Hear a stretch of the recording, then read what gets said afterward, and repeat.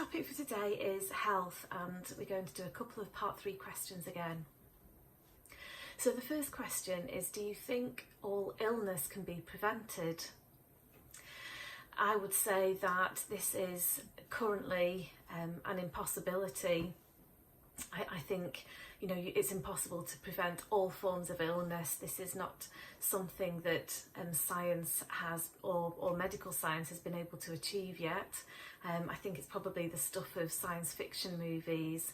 However, I'm sure that some of the treatments that we have now, which were inconceivable a century ago, mean that in another century's time there could be more remedies for serious diseases that, you know, we haven't discovered yet.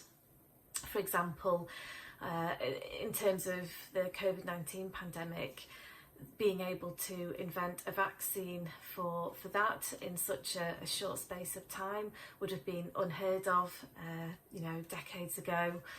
So I think that there's certainly a possibility way down the line in the future that illnesses, even really serious terminal illnesses, will be preventable.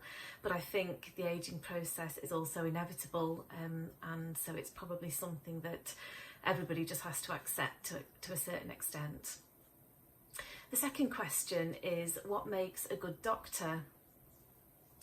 I think for this question, my answer would be something like, I think that compassion is very important because, of course, you're caring for people and you're dealing with lots of members of the general public. People will come to you with all different kinds of ailments, so you're going to have to, you know, want to help, and also, of course, it requires many years of medical training. So I think to be a good doctor, you have to have studied and be qualified appropriately, and also be someone who you know, enjoys working with people, because that's going to be a large part of the job.